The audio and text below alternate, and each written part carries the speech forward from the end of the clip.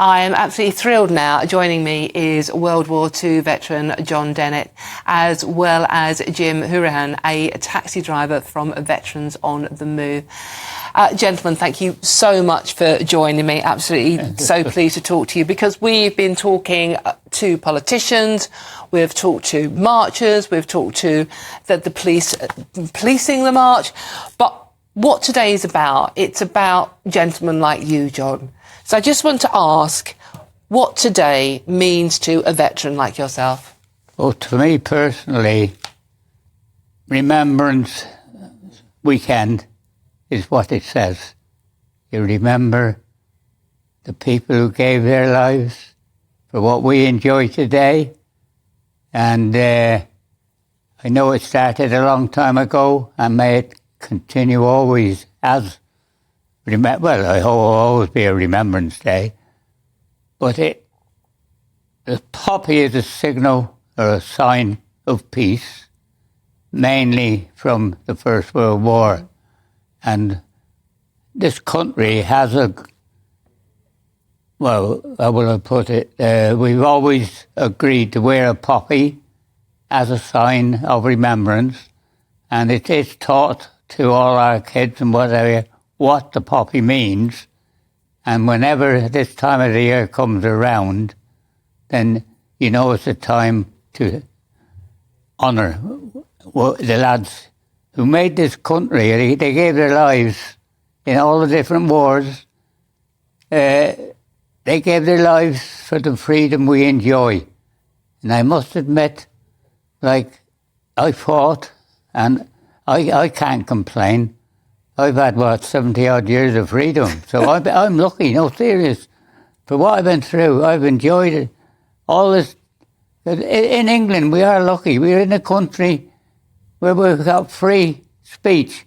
I'm not saying, well, you could say most things within reason, put it that way. Yeah. But not many countries are as lucky as us. No, indeed. And the only reason we're like that, our younger generations through the years fought for it.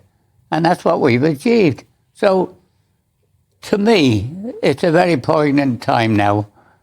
I'm getting on a bit, but I'm looking forward to it. No, seriously. No, John, the first thing you did was wink at me when you came in here, to be honest with you. No, well, I'm not winking. This eye I know. It's gone to heaven. Except this one. I think you're a bit of a flirt on the quiet, aren't you? Oh no, it's still right looking. John, that's what keeps you going, kid. Exactly that. Now, John, I'm going to ask you a terribly rude question. Now, we saw you standing just now to mark the 2-minute silence. I'm going to ask a terribly rude question, John. How old are you? 99, that's not 99. rude. That's not rude. That's an amazing age. That's lucky, my dear. No, honest. I'm looking forward to being 100. I never thought I would ever get near it. But here I am. I'll be disappointed now if I don't get there. Well, you will. I'm sure you will, the way you're going this morning. That's what they all say. John, can you tell me a little about what you actually did during the war? What was your experience? What's my experience? I love your chuckle. It's so naughty. I tell you, I'll give you a short. I joined the Navy at 17. I've done my training, went to war, went to America, picked up a ship, a landing ship tank. And when we got used to that, we went to North Africa.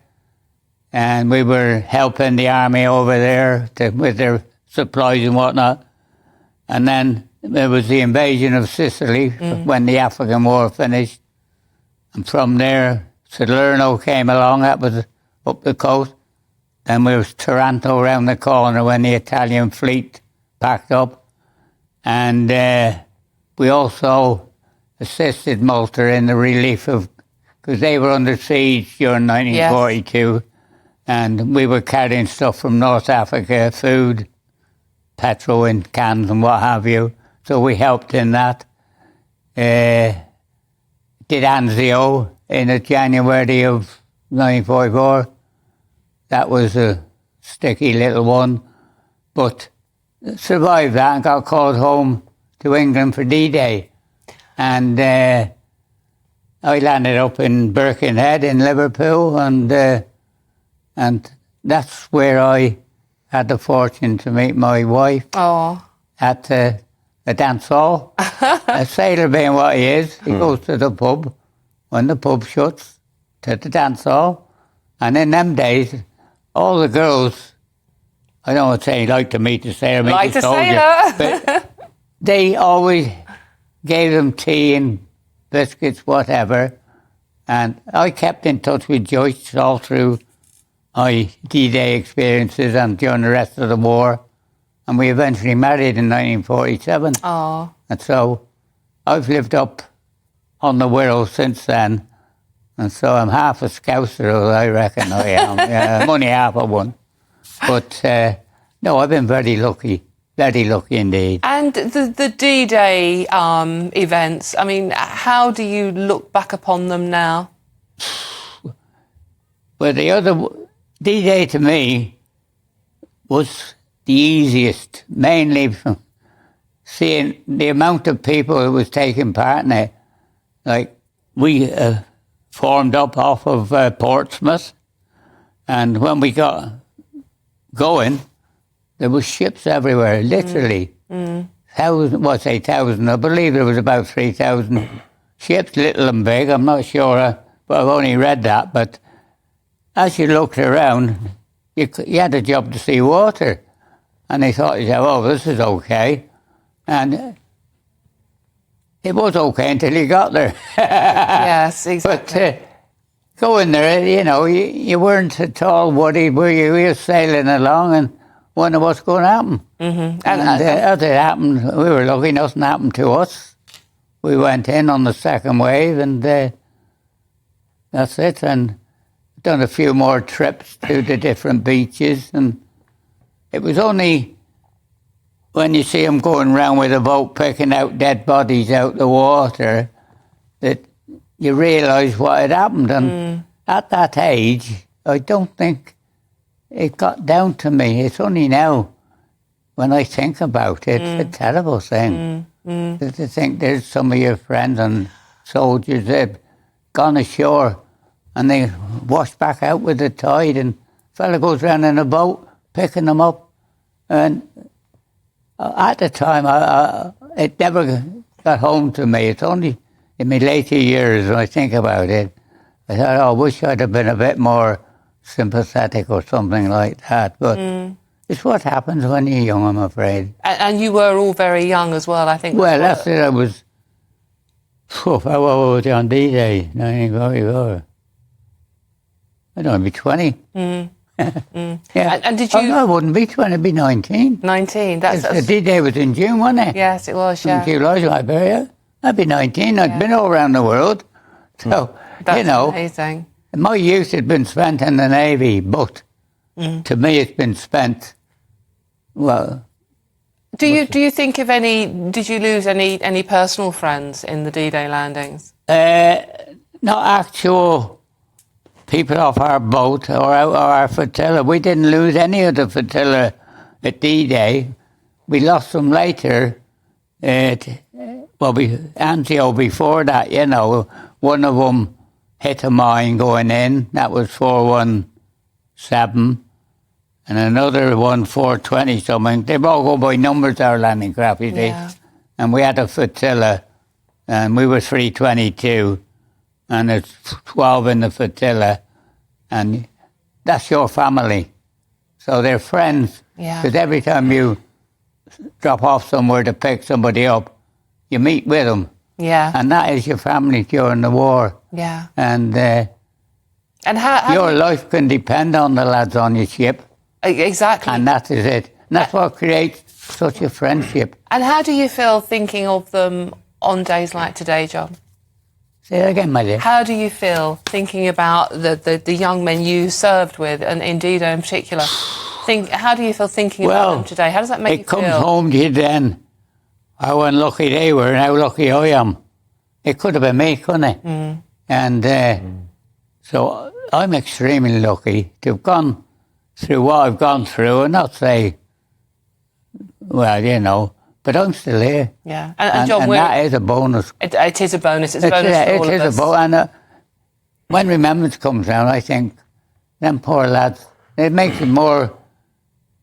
I think bloody hell. Pardon that. No, I do. How lucky I am. And Jim, I'm extremely lucky. We're very lucky and very grateful. I think so, and I do appreciate it. No. And I do all I can to talk to kids in schools, things like that, because they're our future, and as long as they remember, we will always go on. And that's what it's all about. Indeed. Oh, definitely. Thank you so much. Jim, can we bring you into the conversation now? Can you tell me what's your part in this? I mean, it's